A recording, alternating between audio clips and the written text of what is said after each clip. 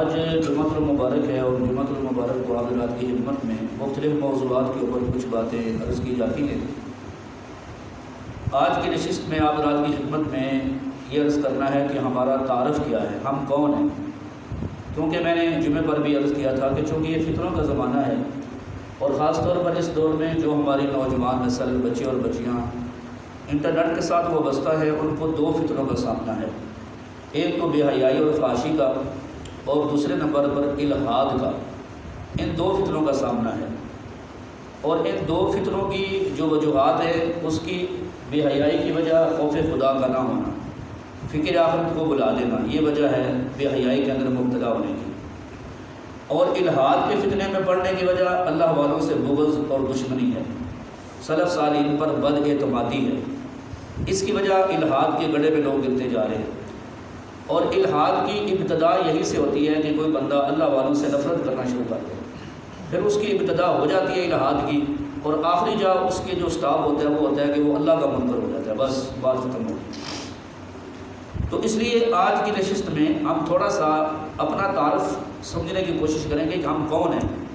عام طور پر جب یہ سوال ہوتا ہے کہ ہم کون ہیں تو خاص طور پر جو لوگ اپنے آپ کو روشن خیال کہتے ہیں اور اپنے آپ کو پڑھا لکھا کہتے ہیں، وہ کہتے ہیں او بس یہ مسلمان ہیں، بس اتنی بات ہے، اس سے آگے وہ چلنا ہی نہیں چاہتے۔ حالانکہ یہ ادھورا جواب ہے، ہم مسلمان ہیں، یہ ادھورا جواب ہے، یہ مکمل جواب نہیں ہے، کیونکہ مرزائی بھی اپنے آپ کو مسلمان کہتے ہیں۔ عام دنیا میں پروپیگنڈا یہی کرتے ہیں کہ دیکھو جی ہم مسلمان ہیں، ہمیں پاکستانی مولویوں نے کافر قرار دیا ہے، ہم تو مسلمان ہیں۔ وہ گول گول بات کر کے بچنا چاہتے ہیں۔ منکرین حدیث کو دیکھ لیں جن کا اسلام کے ساتھ کوئی تعلق نہیں ہے، وہ بھی آ کر کہتے ہیں آپ کیا ہیں، مسلمان ہیں، حالانکہ ان کا دین اسلام سے کوئی تعلق نہیں۔ یہ گول گول بات ہے۔ ہمارا پورا تعارف کیا ہے، یہ توجہ فرمائیے گا، ہمارا پورا تعارف یہ ہے کہ سب سے پہلے ہم مسلمان ہیں، مسلمان کے بعد ہمارا تعلق اہل سنت والجماعت کے ساتھ ہے، پھر اس کے بعد ہم حنفی ہیں، یہ ہمارا تعارف ہے۔ اب یہ لوگ کہتے ہیں یار اتنا لمبا تعارف کرانے کی کیا ضرورت ہے؟ ہم کہتے ہیں اصل دنیا کا بھی اصول یہی ہے کہ جب اختلاف ہو جاتا ہے پھر امتیاز ضروری ہو جاتا ہے۔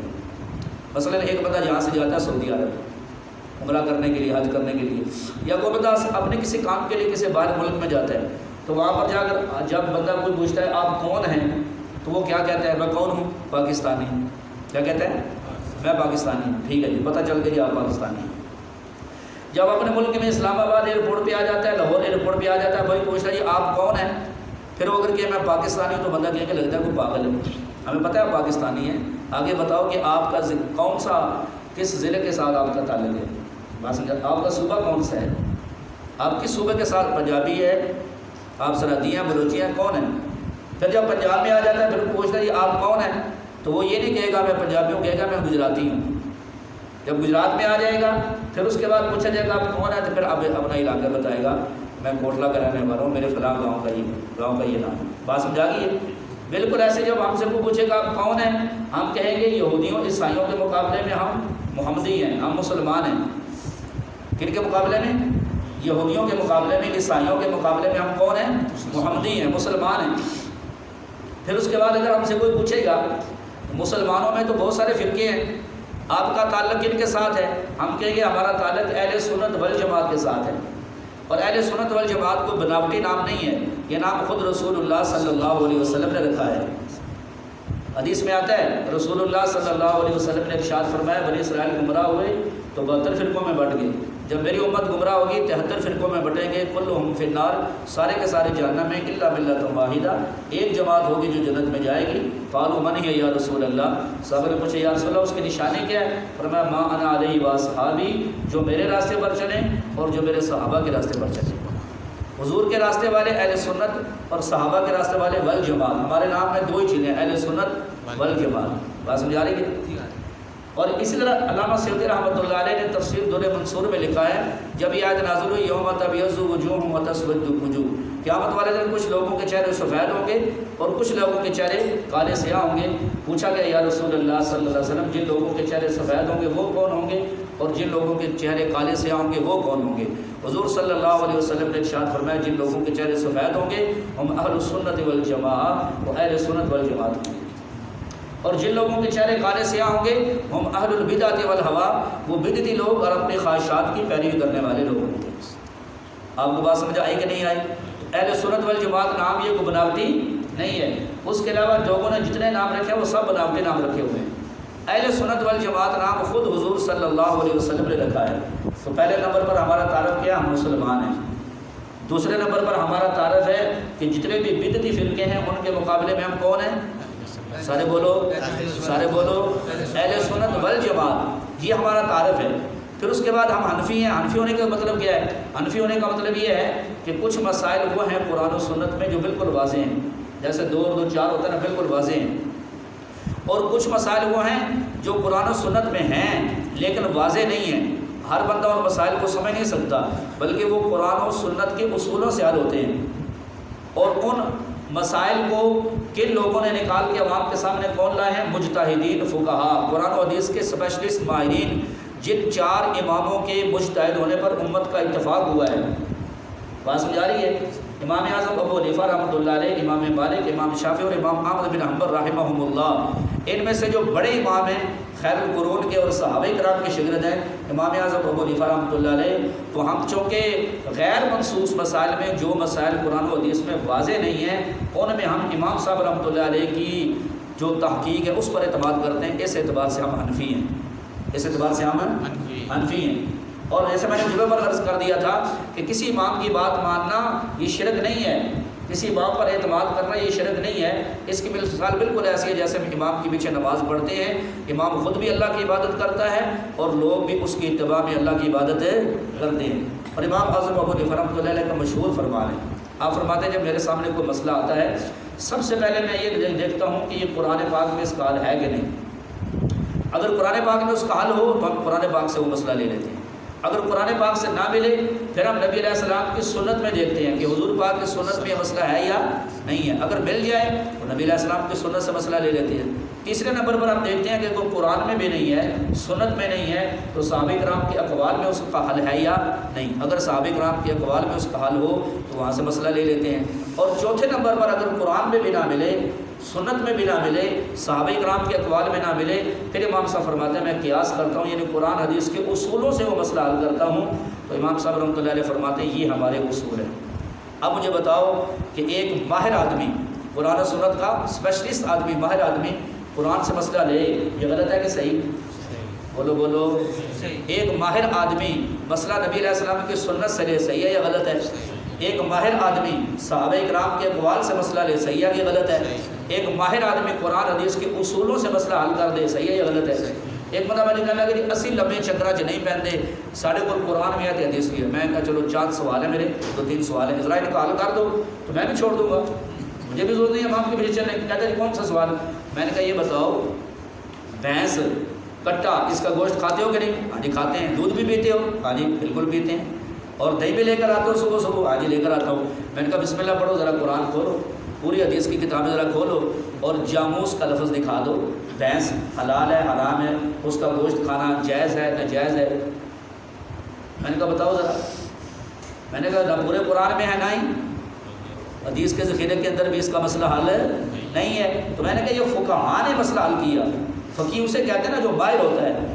اور اس کی مثال یوں سمجھو غوطہ خور کی، جیسے غوطہ خور وہ سمندر کی تہہ میں جا کے موتی نکال کے لاتا ہے، تو موتی غوطہ خور نے پیدا کیا یا اللہ نے؟ جنہیں سمجھ آ رہی ہے بولو، سنتے نہ بولو، جاگتے بولو، اللہ نے نا۔ موتی کس نے پیدا کیے؟ اللہ نے۔ اب کو بندہ کہ اوئے ہوئے غوطہ خور بھی مشرک اور جو اس سے آگے وہ ہیرے جواہرات لے رہے ہیں وہ بھی مشرک، کہیں گے مشرک تو ہے، عقل کا اندھا تو ہے۔ اللہ نے ہیرے جواہرات پیدا کیے، اللہ نے اس کو صلاحیت نکال کے لے آئے۔ پانی میں زمین کس نے پیدا، زمین کے اندر پانی کس نے پیدا کیا؟ اللہ نے۔ اور مصری کیا کرتا ہے؟ وہ اپنے اوزاروں کے ذریعے، خدا داد صلاحیت کے ذریعے وہ پانی ٹوٹیوں میں لے آتا ہے، موٹر میں لے آتا ہے، نلکے میں لے آتا ہے۔ تو کوئی بندہ کہ جو پانی پیے گا مشرک ہو جائے گا، ہے نہیں؟ تو کہیں گے عقل کا دھاتو ہے، پانی اللہ کا پیدا کیا ہوا ہے، لیکن اللہ نے اس کو صلاحیت ہی پانی نکال کے لے آیا۔ تو بھائی بالکل ایک مسئلہ تو ہے جو واضح ہے قرآن میں، ایک مسئلہ ہے قرآن میں ہی، ہے نبی علیہ السلام کی سنت میں لیکن واضح نہیں ہے، لیکن فقیہ ماہر اسپیشلسٹ قرآن حدیث کے اصولوں سے مسئلہ حل کر دیتے ہیں۔ تو فقہاء نے کیا بتایا؟ انہوں نے کہا دیکھو 4 طرح کے جانور ہیں، بکری نر مادہ، بھیڑ نر مادہ، اونٹ نر مادہ، گائے نر مادہ، یہ 4 جانور ہیں جن کو قرآن و سنت نے حلال قرار دی ہے۔ اب ان میں مشترکہ علت کون سی ہے، مشترکہ وجہ کیا ہے ان کے حلال ہونے کی؟ وہ ہے جگالی کرنا۔ کیا کرنا؟ اب دیکھو ذرا، جگالی، جانور جب چارہ کھا لیتا ہے نا، وہ منہ ہلاتا ہے اور اس سے جھاگ نکلتی ہے، یہ حلال جانور کی نشانی ہے۔ تو انہوں نے کہا اب بھینس کو دیکھو جگالی کرتی ہے کہ نہیں؟ کرتی ہے نا۔ تو انہوں نے کہا یہ جو بھینس ہے نا یہ بھی حلال ہے کیونکہ یہ بھی جگالی کرتی ہے۔ کتیا کو دیکھو وہ جگالی نہیں کرتی، گدھی کو دیکھو وہ جگالی نہیں کرتی، ہرن جگالی کرتی ہے۔ جتنے حلال جانور ہیں وہ جگالی کرتے ہیں، جتنے حرام جانور ہیں وہ جگالی نہیں کرتے۔ تو اب بتاؤ یہ مسئلہ قرآن میں تھا کہ نہیں؟ تھا نا۔ حدیث میں تھا کہ نہیں؟ تھا نا۔ لیکن عام سطحی نظر والے کو یہ مسئلہ نظر نہیں آیا، لیکن جو قرآن و سنت کا ماہر ہے اس نے قرآن و سنت کے اصولوں سے مسئلہ حل کر کے دے دیا۔ تو بتاؤ یہ بات صحیح ہے کہ غلط ہے؟ بول دیں تھی صحیح ہے یا غلط ہے؟ اب یہ شرک ہے، حنفی ہونا شرک ہے، مالکی ہونا شرک ہے، حنبلی ہونا شرک ہے، کیوں جی شافعی ہونا شرک ہے؟ یہی کام کرتا ہے مجتہد اور ماہر۔ اور ایک مسئلہ اور سمجھو، ایک بندہ مجھے کہنے لگا جی ہم تو چھوڑ دیا ہم نے سارے اماموں کو۔ میں نے کہا پھر گرمیوں میں شربت نہیں پی سکتے؟ کہتا وہ کس طرح؟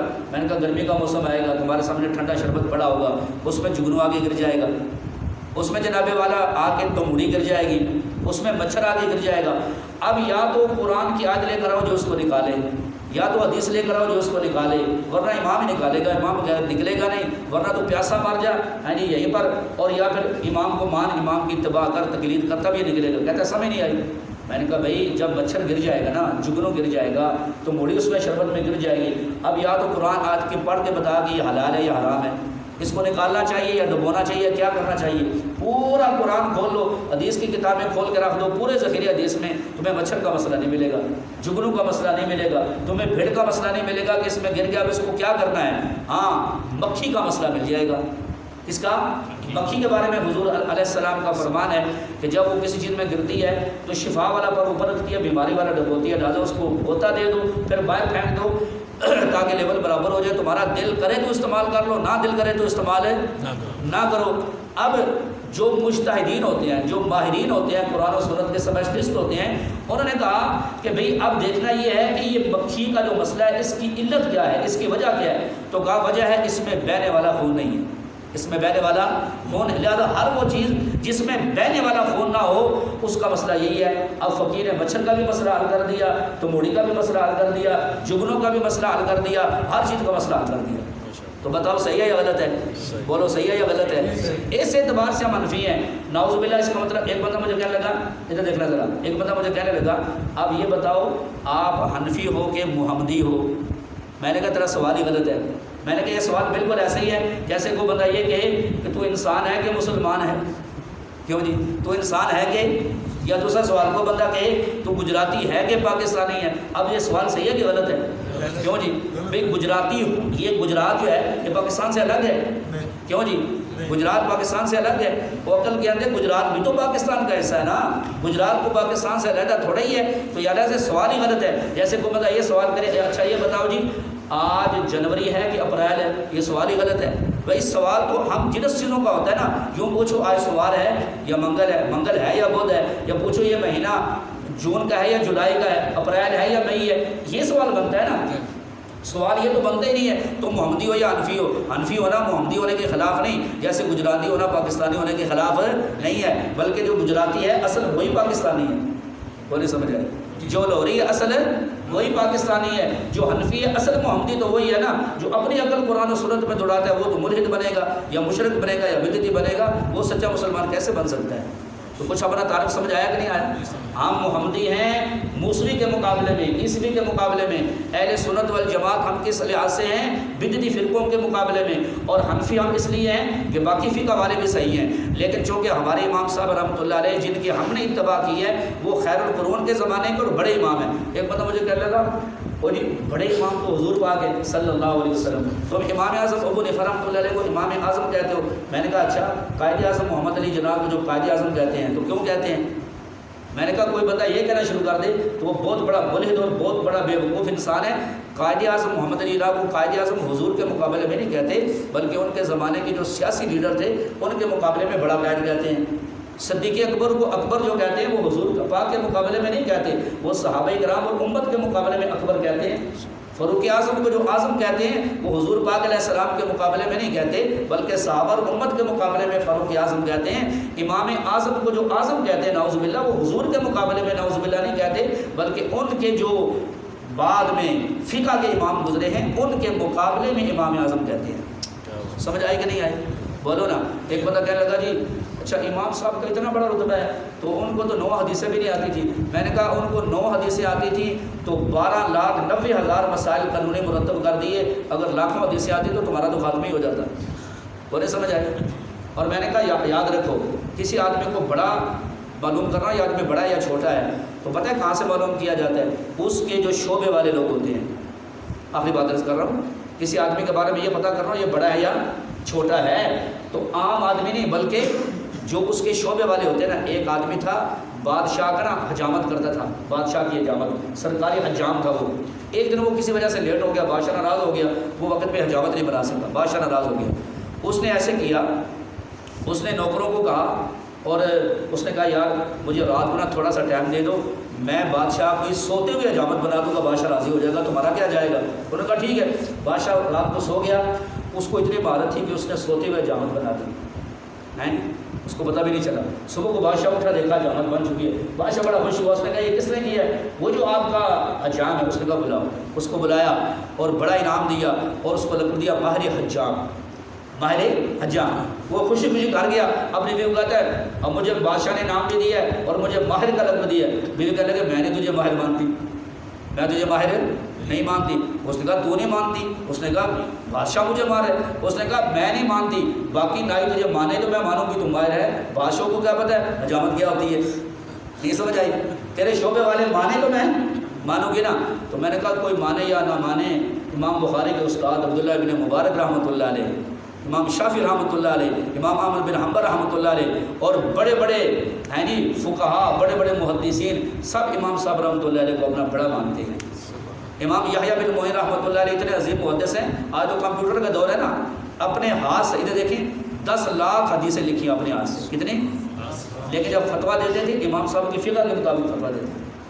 اور امام شافعی رحمۃ اللہ علیہ فرماتے ہیں جس نے دین کے سمجھ بوجھ پیدا کرنی ہے وہ امام ابو حنیفہ کے بال بچوں میں شامل ہوتے ہیں۔ بات سمجھ آ رہی ہے کہ نہیں آ رہی؟ تو یہ ہمارا مختصر سا تعارف ہے جو آج کی نشست میں نے عرض کیا، پھر انشاءاللہ یہ بات چلتی رہے گی۔ اللہ تعالیٰ ہمیں سمجھنے کی اور عمل کی توفیق